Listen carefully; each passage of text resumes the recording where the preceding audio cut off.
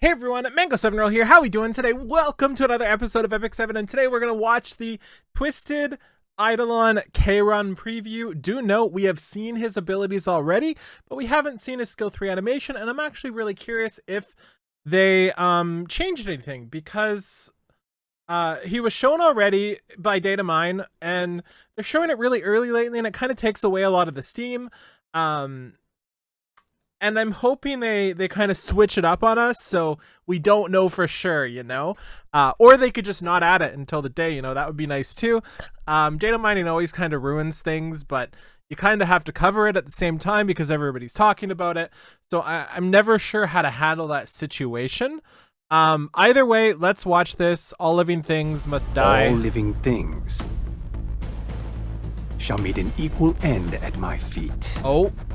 We got a fetish going. Such ignorance cannot be tolerated. Okay, that was cool. I really like this. So let me talk about why I really like this. Such ignorance cannot be tolerated. So cool. Okay, so the reason why I want to check the scene. Sorry, I'm really excited for this. Was that Kayron there? Or not Kayron, Crow right there, Last Rider Crow. Cannot be tolerated. So cool. So one of the reasons why I really like this is because I find a lot of their animations lately, while they look flashy and nice, they're hard to follow. Like, there's so many screen transitions, and it's just like, bam, bam, bam, bam, everything's happening. I like how they kind of took the time with this last little bit of this. You can see the full scene, see what's actually happening, get a glimpse of everything. I think that's really cool. I would love to see more animations like this. There's just so many that are just like 17 screen transitions in 3 seconds. My old eyes can't take it. I'm old, you know? But I really like that. Single, enduring desire. Eluding even He the is intelligence so of edgy. the central division. This leads Okay, so stats here. I guess we'll see the stats in a second. Friedrich's final creation. Twisted. See if anything has changed. So he's got the whale imprint, which is cool. I don't think I've summoned any extra Kayrons. So I don't think I'm going to be able to take advantage of this. I mean, assuming I get him, and I kind of don't want to get him. I kind of want to summon for him and not get him, and then get the next person. I guess we'll see. So base 23 crit chance. That means with the self imprint here, he will be at 40% base crit chance, which is kind of nutterino. 1228 attack as well. Really high health as well. I believe he was HP scaling in a way. And really low defense. So Twisted Eidolon Kayron is a 5-star light element. yeah. So we've got Wandering Eidolon. So at the start of the battle and at the end of the turn, adopts a counterattacking stance for 1 turn. The end of the enemy's turn, when the target has a buff, gains 10 fighting spirit. So when the fighting spirit is full, consumes all fighting spirit to increase CR of the caster by 35% and become enraged for 2 turns. And I believe this goes to 50%. So 35 plus 5 plus 10. Yeah, it goes up to 50%. And enraged for 2 turns. So that's actually pretty cool. Let's see how this 10 works. fighting spirit. When fighting spirit is full, consumes all fighting spirit to increase combat readiness. Unleashes Oh, come on. I just don't want to listen to the voice the whole combat time. readiness of the caster Okay, so we've got Christy here giving him ER to make it sure by he up doesn't to 50% and get becomes debuffed. enraged for 2 turns. Skill 3. Oh, okay. So it just showed that.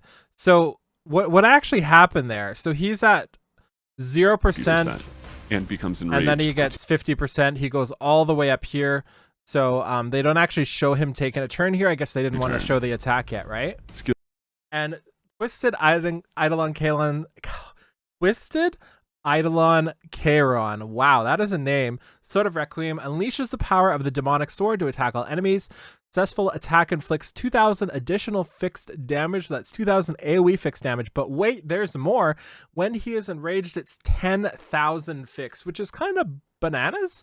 Like, that's a lot of fixed. But of course, you have to have a successful attack, and you need to be enraged, which shouldn't be a problem. I imagine you'll be enraged pretty quick. By the way, random note, you can tell if I've had a nap during the day because this side of my hair is out here. I sleep like this with my head like that. I just realized how bad that is.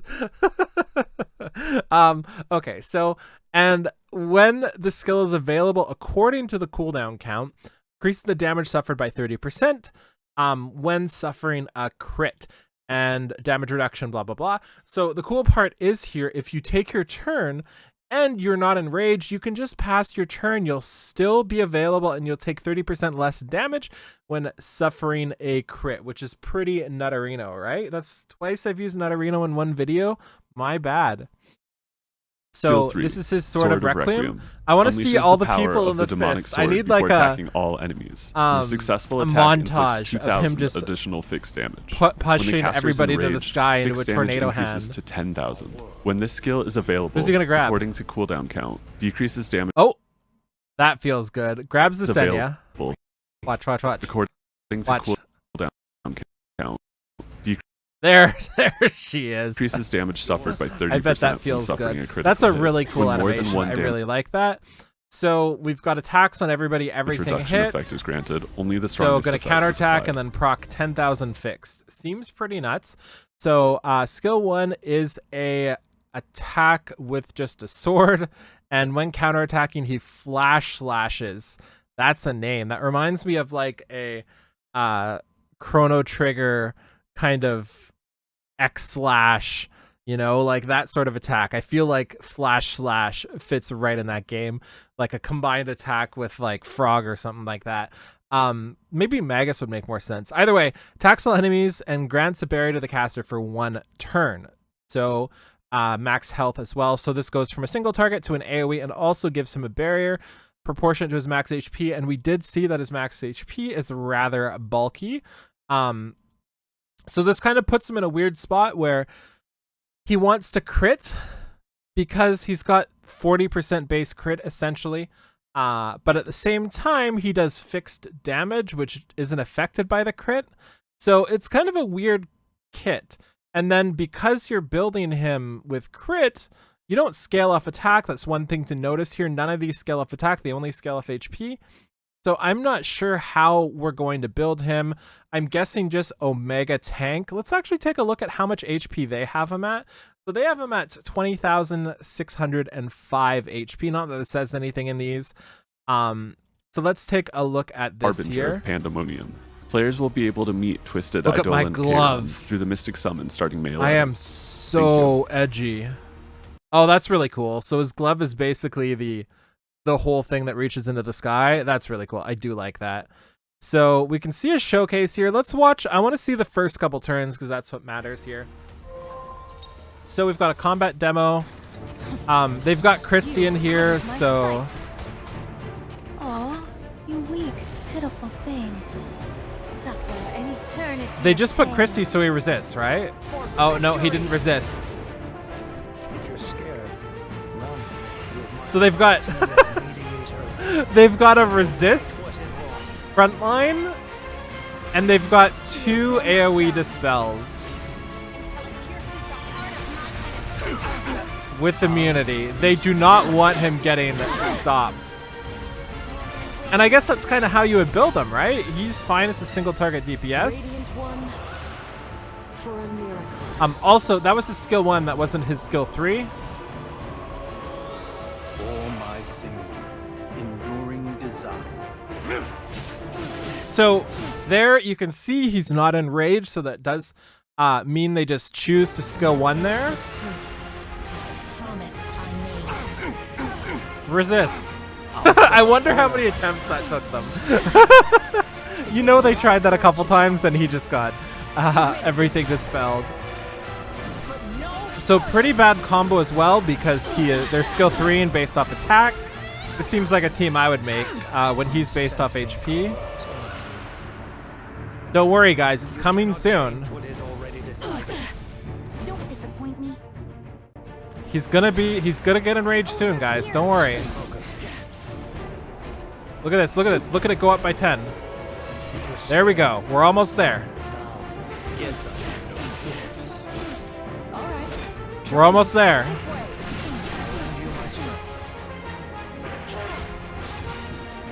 Beast of the West. This is the worst showcase I've ever seen. This is a Mango Guild War battle. Okay, so AoE, yep. He's almost got it. Oh, but he didn't get it by his turn here. So we've got to go one more turn. Here we go. Here we go. There it is. Up to 100. There we go. 50% CR. And now he's enraged. 7 turns later, he's got enrage. Oh.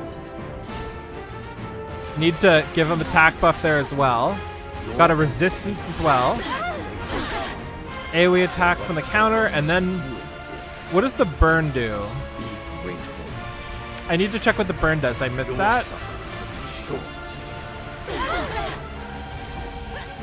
Bop. And then they all explode. Interesting. Yeah, so you notice everybody they bring them with is just full of dispels, right? They've got the dispel here and the immunity. They've got the protect to make Bad Cat Armin go ham. And they always bring them against people who, I guess they do kind of do damage. They've got the Sermia and they've got the Belian there. So where was the Soul Burn? Soul Burn on Sundering Slash is increased damage dealt. Okay. Okay. That seems like an absolutely abysmal Soul Burn, no? Because Flash Slash only happens when you counterattack. So the Soul Burn, you can't even Flash Slash the Soul Burn. I really dislike this Soul Burn. I don't think this fits like thematically. I think that's like, I don't like that. But at the same time, maybe it gives him something to do on those turns where those like 7 turns he had at the start where he just skill woned. Interesting. Okay. I would like Soul Burn effect, consumes 10 souls, increases damage dealt, activates Flash Slash is my want there. But yeah, he's coming out pretty soon. Same S1 and S2 animations as normal Kayron. Didn't even change the color. That's kind of funny.